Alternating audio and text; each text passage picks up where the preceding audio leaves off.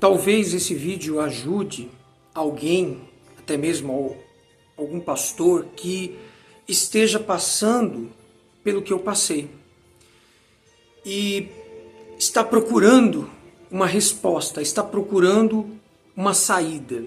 Eu era um pastor obsessivo. Obsessivo significa que eu tinha uma ideia fixa na cabeça. Se você procurar o significado da palavra obsessão, você vai ver que é alguém que tem uma ideia fixa na cabeça. Então, quando eu era pastor, a minha mente só falava uma única coisa: eu preciso abençoar as pessoas que vêm na minha igreja. Eu sou o responsável por mudar a vida delas. Se elas estão enfermas, você sabe, eu não estou falando com criança, né? Então, existem versículos na Bíblia poderosíssimos, como, por exemplo, eu te ungi, né? Para que você quebre as algemas, né? Tem até a música, está me falhando agora a memória, mas que diz que o Senhor Deus me ungiu para quebrar as algemas, para curar o enfermo, para derramar o óleo da alegria. E aí você vai num lugar tão sofrido como na África, e você vê a desgraça instalada na vida das pessoas devido a tantas superstições, tanta besteira, tanta mistura da Bíblia com tradições, tanta coisa que simplesmente a inteligência, quem pensasse um pouco, quem usasse um pouquinho da inteligência, já se livrava de 50% daqueles problemas. Que, como por exemplo, você ia atender as pessoas na igreja, então algumas chegavam a falar: pastor, eu estou namorando, mas eu aprendi aqui na igreja que quando a gente namora a gente não é suposto a ter relação sexual. Mas esse rapaz, ele falou que ele só casa comigo se ele tiver certeza que eu posso dar um filho para ele. E lá na África é muito comum eles pensar isso, de ter filho é muito importante para eles. A mulher tem que ser produtiva. Então eles têm a desculpa assim: eu vou casar com você se você não me der filho. Então é um jogo, na verdade. Aí ela vai engravida do cara, depois que o cara usou e abusou, pula. Aí ela tem um filho com esse homem, aí tem filho com outro, aí tem filho com outro. Daqui a pouco ela tem 4, 5 filhos com 5 homens diferentes, e eu não preciso falar que a vida dela virou um inferno. Mas eu nem era isso o assunto para abordar. Eu quero falar do problema que aconteceu comigo e que me destruiu. Como eu era um pastor obcecado por abençoar o povo, poxa, afinal, se eu abandonei minha vida aqui, se eu larguei tudo aqui, fui pregar o evangelho, qual que é a minha recompensa? Eu ver a vida das pessoas sendo mudada, o enfermo estando curado, as pessoas recebendo milagre, seja financeiro, seja familiar, seja físico, sobretudo espiritual. E nós nos frustrávamos, ficávamos frustrados, porque o resultado era pífio, o resultado era pequeno, tinha resultado, porque a palavra de Deus não falha. Mas você coloca aí 500 pessoas, 20, 30, o resto tudo ainda numa vida muito não correta. Sem contar a dificuldade de você se expressar num idioma diferente. Se já em português nos foge a palavra, você imagina em inglês que o vocabulário é 4, 5, 6 vezes menor do que o português. Então você é muito limitado. Mas a obsessão, essa obsessão vem, vamos dizer assim, 50% vem de mim mesmo. Porque, por exemplo, hoje eu sou um microempresário. Então, eu demando de mim mesmo a minha loja dar lucro, tem que ser lucro. Se não dá lucro, para que eu tenho ela? Então, eu demando um produto, às vezes fica 99% bom, mas tem um defeitinho e aquilo ali me incomoda. Chega a ser algo não saudável. Ah, ficou bom, mas se não fosse aquele cantinho ali, aquela coisinha ali... E a gente vai buscando a perfeição, sem nunca alcançá-la. Agora, os outros 50% vêm da liderança da igreja, sim.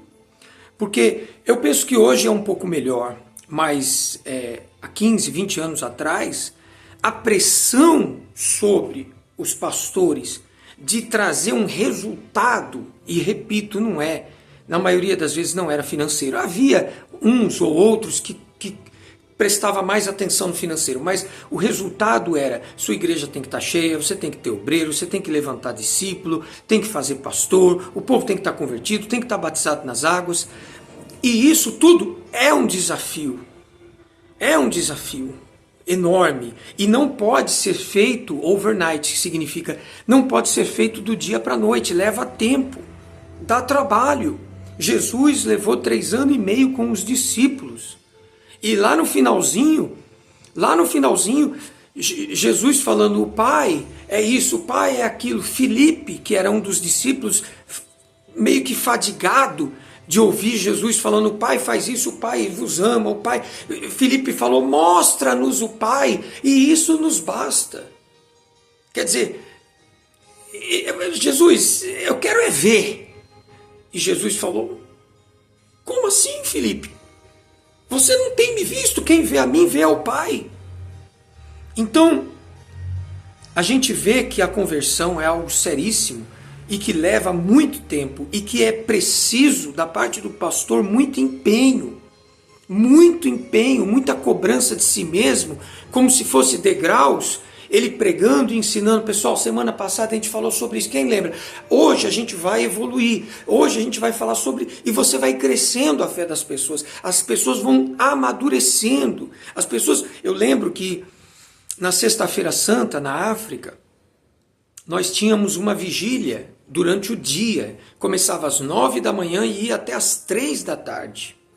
Eram 6 horas de reunião, e essa vigília nós explicávamos para o povo por que Jesus tinha que morrer, por que Jesus ressuscitou, e nós víamos nos olhos, na percepção do rosto das pessoas, elas compreendendo a lógica do Evangelho, elas entendendo, então Deus Pai mandou o seu Filho para morrer pela minha culpa, e se eu crer nesse Filho dele, eu sou perdoado pelo Pai e tenho acesso. Então havia ali um entendimento, as pessoas evoluíam na fé.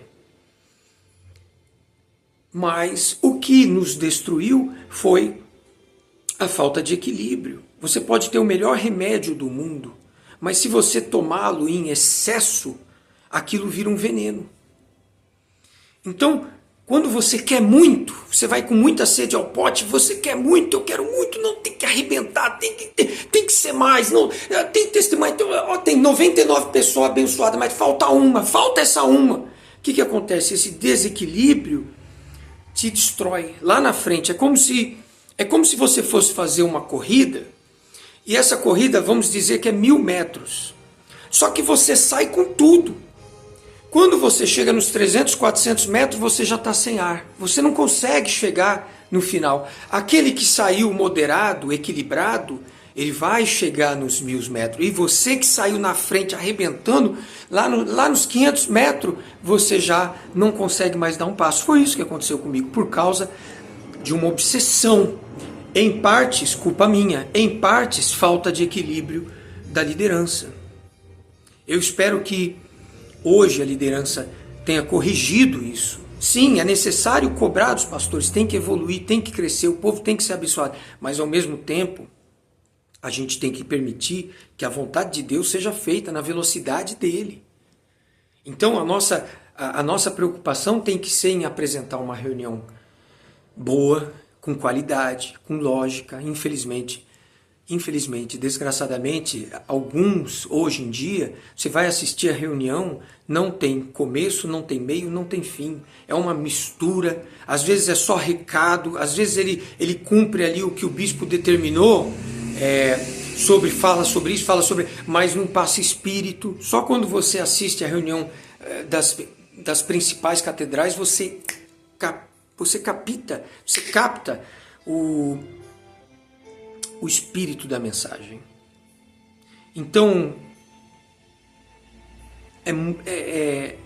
é árduo o trabalho, né? Deus te abençoe, meu irmão, minha irmã.